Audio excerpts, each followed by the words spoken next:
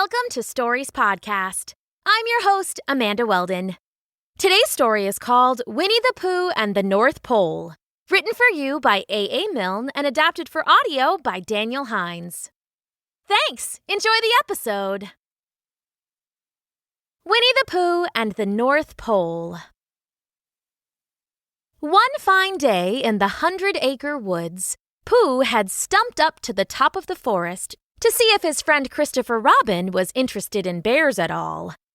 At breakfast that morning, a simple meal of marmalade spread lightly over a honeycomb or two, or three, he had suddenly thought of a new poem.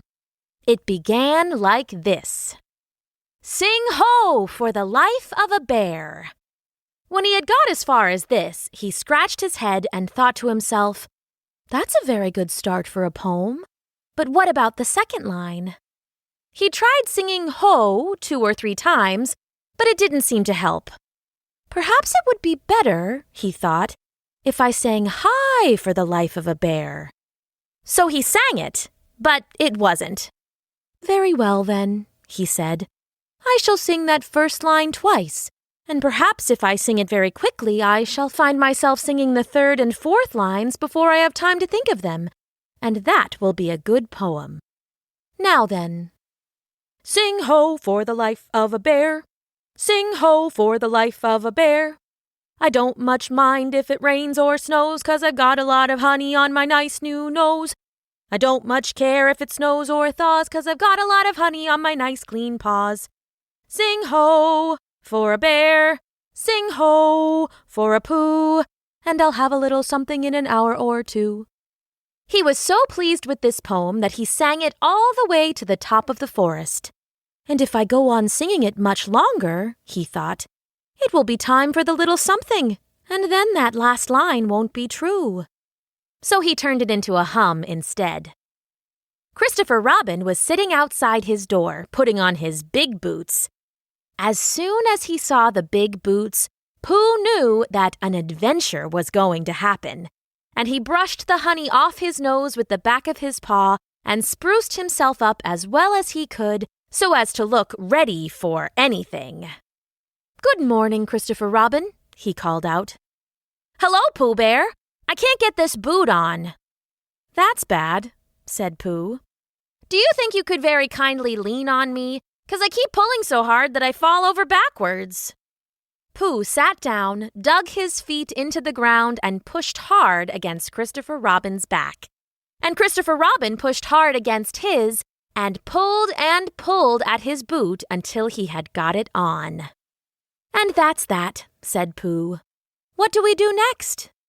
"We're all going on an expedition," said Christopher Robin as he got up and brushed himself off. "Thank you, Pooh." "Going on an expotition?" said Pooh eagerly. "I don't think I've ever been on one of those. Where are we going to on this expotition?" "Expedition, silly old bear. It's got an X in it."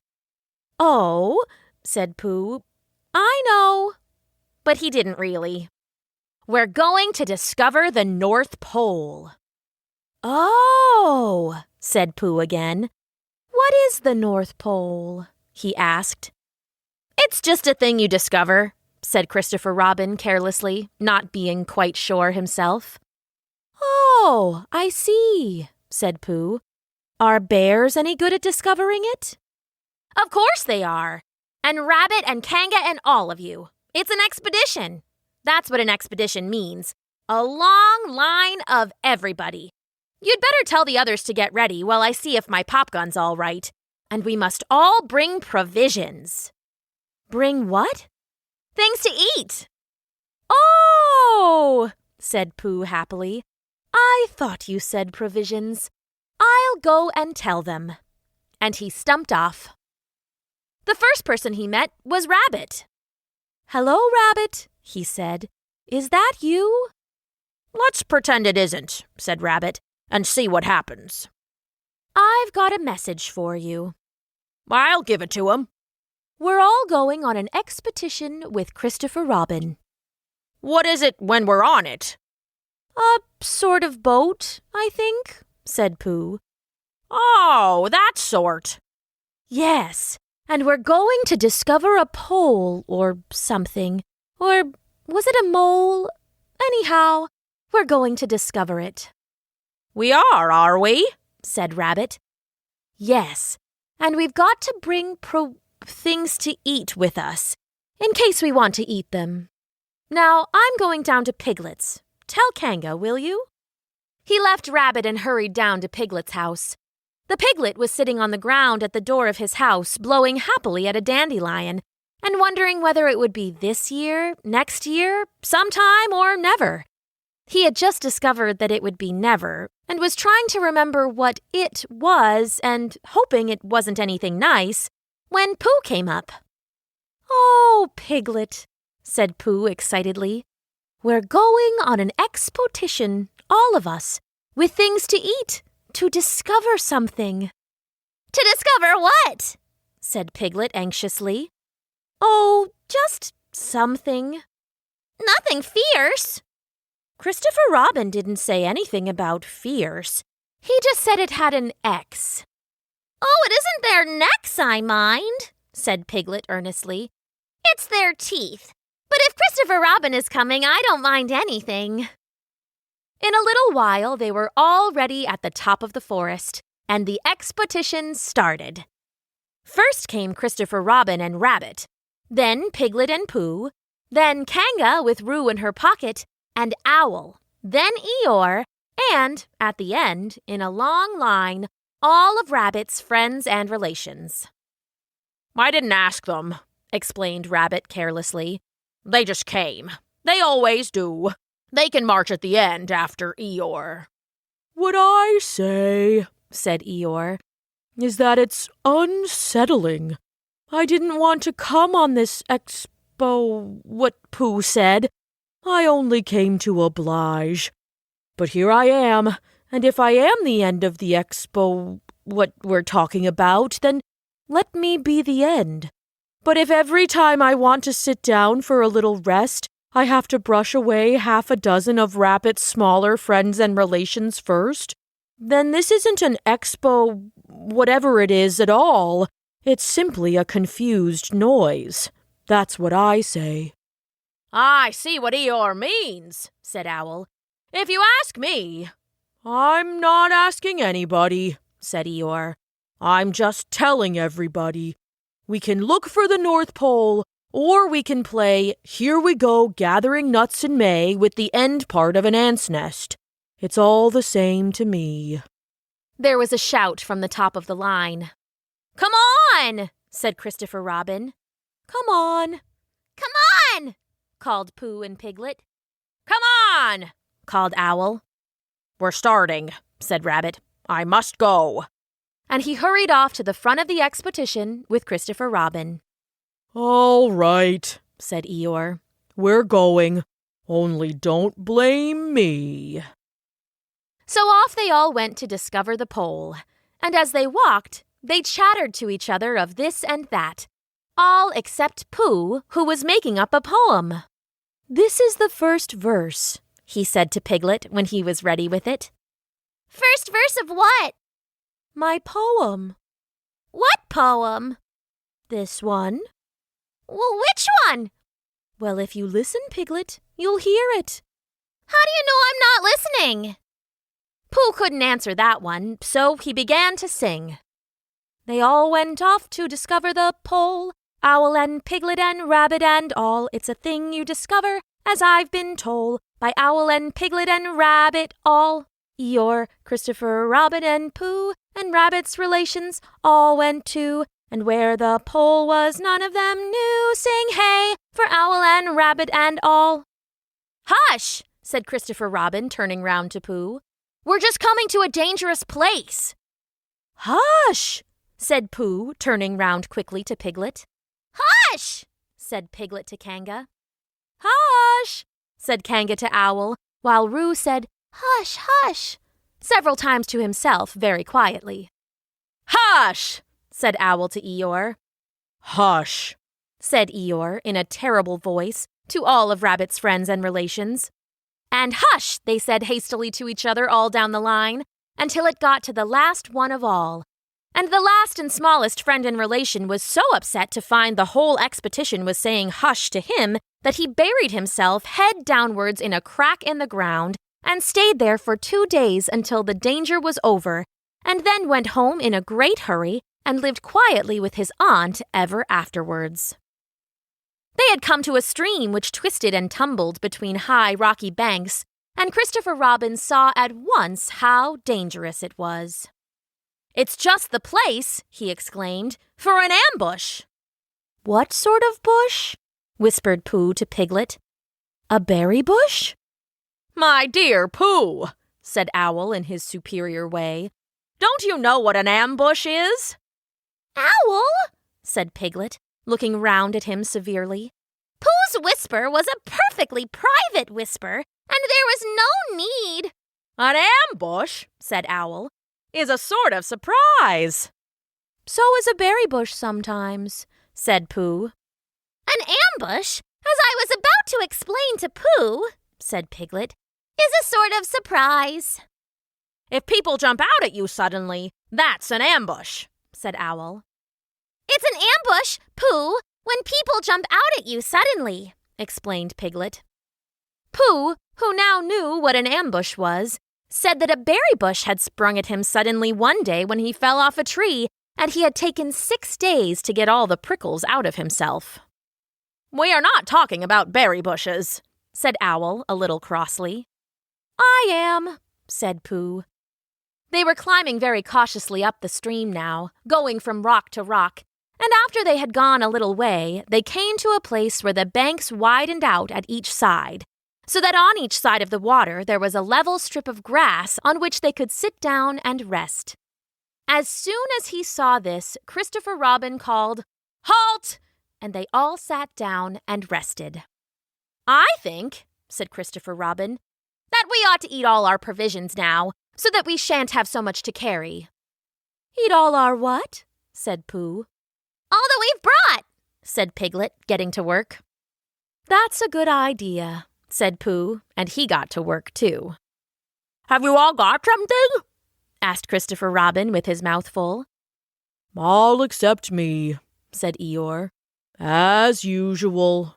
He looked round at them in his melancholy way. "I suppose none of you are sitting on a thistle by any chance?" "I believe I am," said Pooh. "Ow!" He got up and looked behind him. "Yes, I was. I thought so." "Thank you, Pooh. If you've quite finished with it." He moved across to Pooh's place and began to eat. "It don't do them any good, you know, sitting on them," he went on as he looked up, munching. "Takes all the life out of them. Remember that another time, all of you. A little consideration, a little thought for others, makes all the difference." As soon as he had finished his lunch, Christopher Robin whispered to Rabbit, and Rabbit said, Yes, of course." And they walked a little way up the stream together. "I didn't want the others to hear," said Christopher Robin. "Quite so," said Rabbit, looking important. I wondered, it's only... Rabbit, I suppose you don't know. What does the North Pole look like?" "Well," said Rabbit, stroking his whiskers. "Now you're asking me." "I did know once, only I've sort of forgotten," said Christopher Robin carelessly. "It's a funny thing," said Rabbit, "but I've sort of forgotten too, although I did know once." "I suppose it's just a pole stuck in the ground?" "Sure to be a pole," said Rabbit, "because of calling it a pole. And if it's a pole, well, I should think it would be sticking in the ground, shouldn't you? Because there'd be nowhere else to stick it." "Yes, that's what I thought." "The only thing," said Rabbit, "is where is it sticking?" "That's what we're looking for," said Christopher Robin. They went back to the others. Piglet was laying on his back, sleeping peacefully. Roo was washing his face and paws in the stream, while Kanga explained to everybody proudly that this was the first time he had ever washed his face himself. And Owl was telling Kanga an interesting anecdote, full of long words like encyclopedia and rhododendron, to which Kanga wasn't listening. "I don't hold with all this washing," grumbled Eeyore. This modern behind-the-ears nonsense. What do you think, Pooh?" "Well," said Pooh, "I think—" But we shall never know what Pooh thought, for there came a sudden squeak from Roo, a splash, and a loud cry of alarm from Kanga. "So much for washing," said Eeyore. "Roo's fallen in!" cried Rabbit, and he and Christopher Robin came rushing down to the rescue. "Look at me swimming!" squeaked Roo from the middle of his pool, and was hurried down a waterfall into the next pool. "Are you all right, Roo dear?" called Kanga anxiously. "Yes," said Roo. "Look at me swim!" And down he went over the next waterfall into another pool. Everybody was doing something to help. Piglet, wide awake suddenly, was jumping up and down and making "Oh, I say" noises. Owl was explaining that in case of a sudden and temporary immersion, the important thing was to keep the head above water. Kanga was jumping along the bank saying, "Are you sure you're all right, Roo dear?" To which Roo, from whatever pool he was in at the moment, was answering, "Look at me swimming." Eeyore had turned around and hung his tail over the first pool into which Roo fell, and with his back to the accident was grumbling quietly to himself and saying, "All this washing. But catch on to my tail, little Roo, and you'll be all right." And Christopher Robin and Rabbit came hurrying past Eeyore and were calling out to the others in front of them. "All right, Roo, I'm coming," called Christopher Robin. "Get something across the stream lower down. Some of you fellows," called Rabbit. But Pooh was getting something. 2 pools below Roo, he was standing with a long pole in his paws, and Kanga came up and took one end of it. And between them, they held it across the lower part of the pool, and Roo, still bubbling proudly, "Look at me swimming," drifted up against it and climbed out. "Did you see me swimming?" squeaked Roo excitedly, while Kanga scolded him and rubbed him down. "Pooh, did you see me swimming? That's called swimming what I was doing. Rabbit, did you see what I was doing? Swimming. Hello, Piglet. I say, Piglet, what do you think I was doing? Swimming. Christopher Robin, did you see me?" But Christopher Robin wasn't listening. He was looking at Pooh. "Pooh," he said, "where did you find that pole?" Pooh looked at the pole in his hands. "I just found it," he said. "I thought it ought to be useful. I just picked it up." "Pooh," said Christopher Robin solemnly, "the expedition is over. You have found the North Pole." "Oh!" said Pooh. Eeyore was sitting with his tail in the water when they all got back to him. "Tell Roo to be quick, somebody," he said. "My tail's getting cold. I don't want to mention it, but I just mention it. I don't want to complain, but there it is. My tail's cold." "Here I am," squeaked Roo. "Oh, there you are." "Did you see me swimming?" Eeyore took his tail out of the water and swished it from side to side. "As I expected," he said. "Lost all feeling. Numbed it. That's what it's done. Numbed it. Well, as long as nobody minds, I suppose it's all right." "Poor old Eeyore! I'll dry it for you," said Christopher Robin, and he took out his handkerchief and rubbed it up. "Thank you, Christopher Robin. You're the only one who seems to understand about tails. They don't think... That's what's the matter with some of these others. They've no imagination.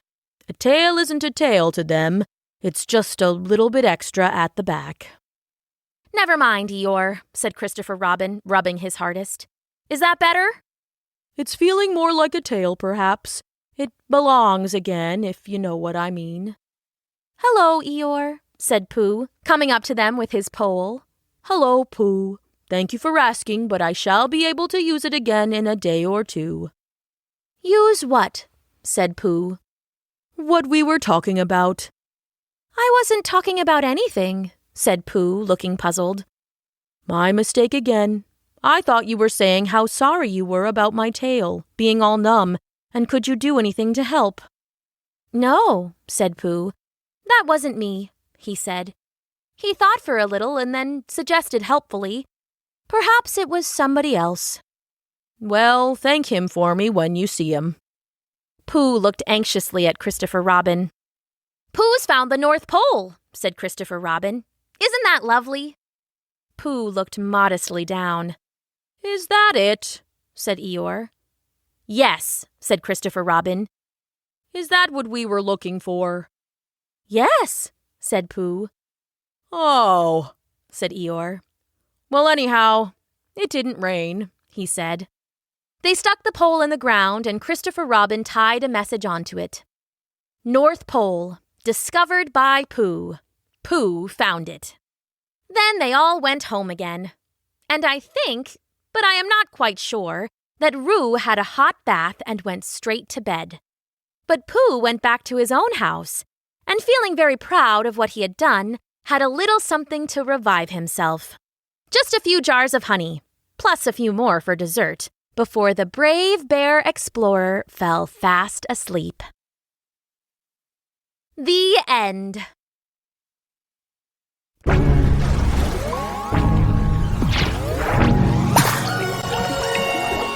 Thanks for listening.